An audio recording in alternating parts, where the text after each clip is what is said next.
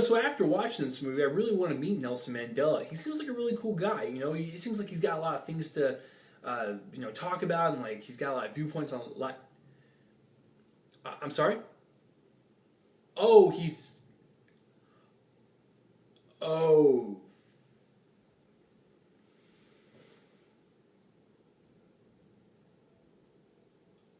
Huh.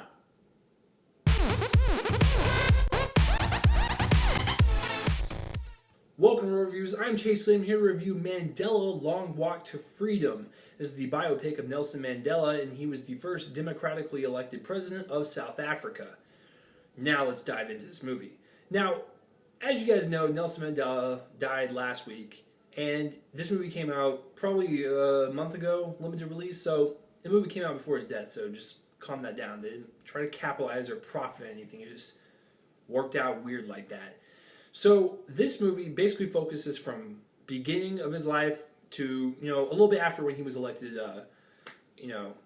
for South Africa. And I gotta tell you, most biopics, it's hard to explain someone's life in 2 hours. It just is, hands down. But Mandela had a lot of good things working for it and a lot of good things that didn't. The one thing I really didn't like overall was the first half. The first half was like the beginning of his life, and it was interesting. I'm not saying the content was bad, but like I said, it's with every bio movie. It just comes with the territory. It just felt like some things were rushed. It felt like the pacing of the beginning, it was just quick, and it was just went scenario, and then what really hooked me was when Nelson went to prison. That was when the movie like really kicked in for me. That's when I was like so invested in it, and I was like rooting for him to get out and stuff. But for the beginning and stuff, it just, that's the only thing about the directing I really have that's just minor. It's just, things feel rushed, at the very beginning. But then once he goes to prison, I thought it was just a nicely paced, tone, flow, you name it. It just works. When he hits that prison scene, that's when it kicked in for me. Now let's get into the acting. Whoa. Idris Elba. Someone give that man an award already. Okay, he's proven himself in Hollywood.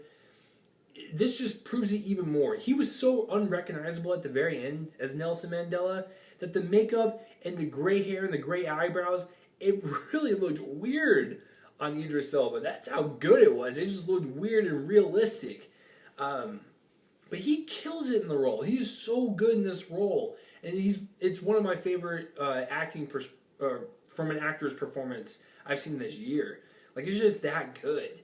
And so, for that, like, the acting in this is just spectacular. Even the supporting cast around him, all the actors, actresses, even the extras, everyone was just great in this movie. And Idris Elba, this is his movie, and you know that. Like, you go to see him.